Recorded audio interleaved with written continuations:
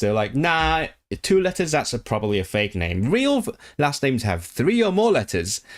An issue that I had earlier was potentially my old certificates would not be valid anymore, but then I thought about it and realized, in theory, I could show a certificate and then show a deed poll saying this is my old name, that is my new name, and that would be fine. So that's okay.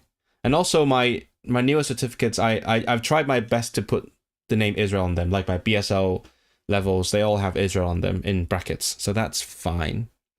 Finally sorted. I have 2 first names, it gets confusing. Walking Sophie, how do you get around that? Because lots of places don't let you have 2 first names. Because if you're like, for example, French, then you would have like Anne-Marie with a hyphen. But do we do that in this country, in the UK? Do we have 2 first names? Is that a thing? Because I know for a fact that lots of systems don't allow it. People in the UK that program computers can be so stupid about foreign naming conventions. Have you seen the people? I think you might not, but like, are you aware of the phenomenon that foreign names often get rejected by computer forms? I think this is not a valid name or something. There's a page. Is that a Twitter page back in it? Please enter a valid name. I forgot. Does someone know what I'm talking about? There is, whether there were social media pages, but also there is a website targeted at people who program computer forms, teaching them basic stuff about how names can be different. And one of the most common examples is when they say your last name is too short. For example, my friend Samuel has a last name with 2 letters in it, and it often gets rejected by forms because they're like, nah, 2 letters, that's probably a fake name. Real last names have 3 or more letters. So that page just tells you last names can be short, or some people don't have last names. Surprise, surprise. So yeah, I don't remember the name of that website. Does anyone know the website? Man on. You couldn't transfer data in there? No, try your Currys.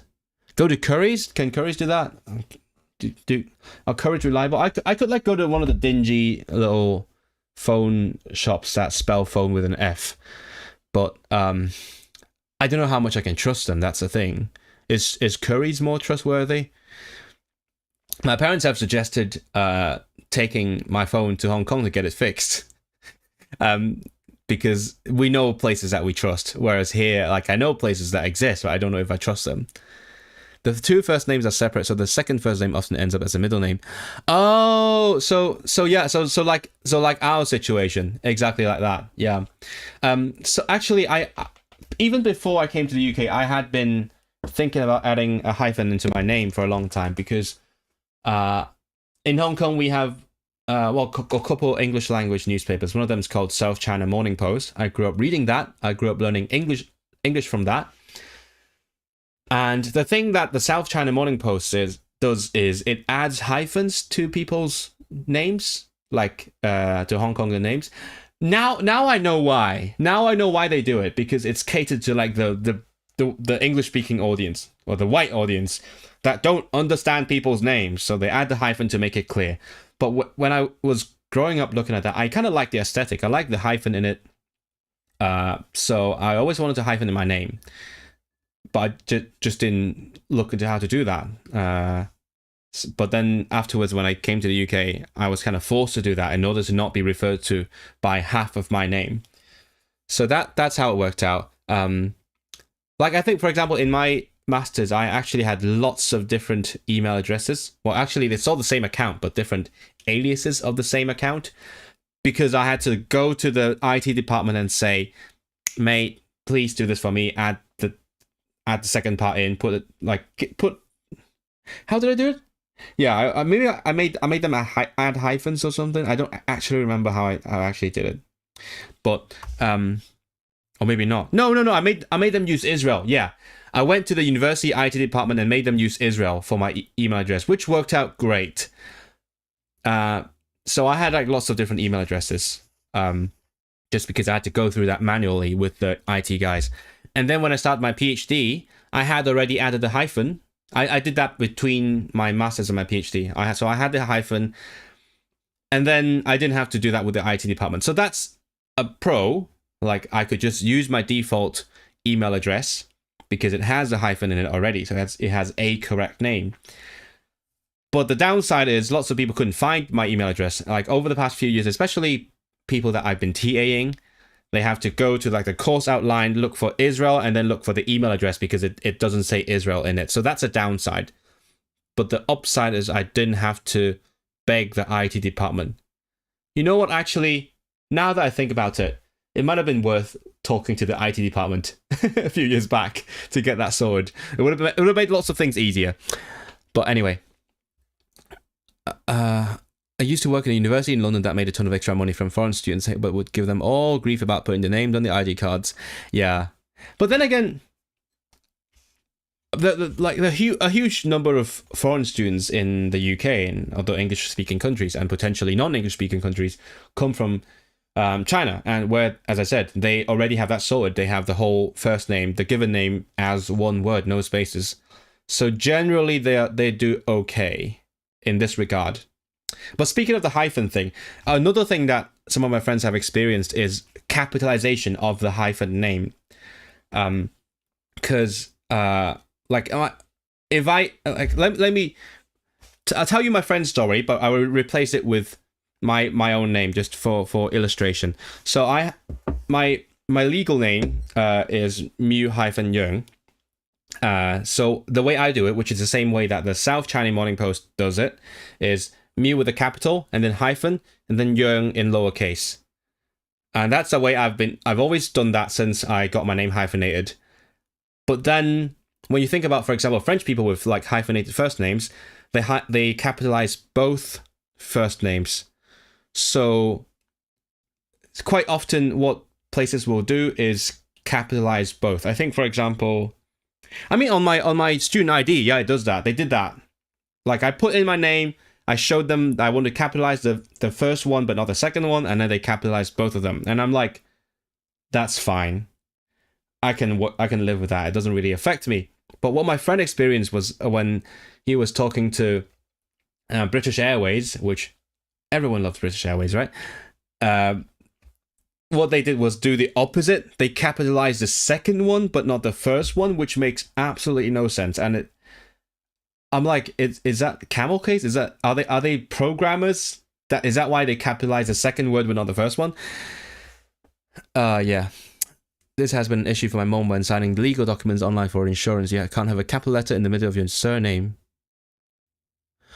You can't have a capital letter in the middle of your surname because because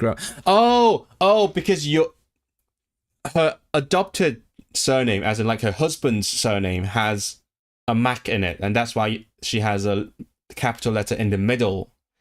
But other like Czech grammar does not allow that. That's silly. I thought that it'd be more problems with the ending because you'd have to add the ova at the end, right? Does she do that? In the Czech Republic, I imagine that's what they do. But that's interesting. Imagine like a Mac in the beginning and then an ova at the end. That would be fun.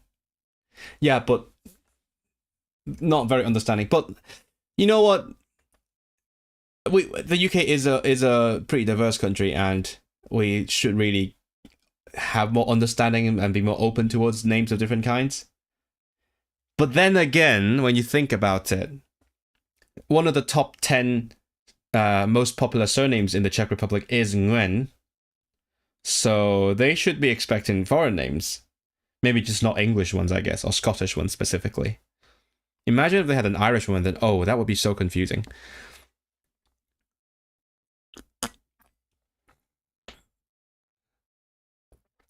They had a school in the city of London where they had a ton of extra fields and would make everything work for foreign students.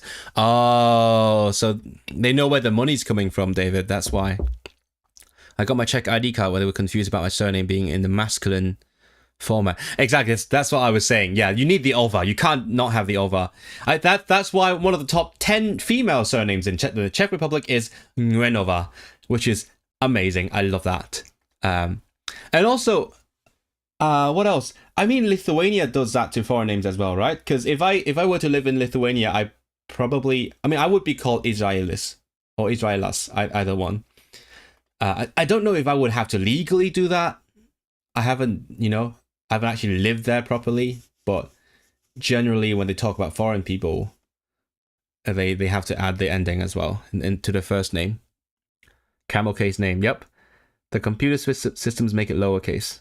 Not real names, but I stylized my online name to be all lowercase, and I've seen many people fail at keeping it lowercase. Wait, what? You stylize your online name to be lowercase, and then you've seen people fail at... Do they become uppercase automatically? Generally, online names are case insensitive, right? That's my understanding.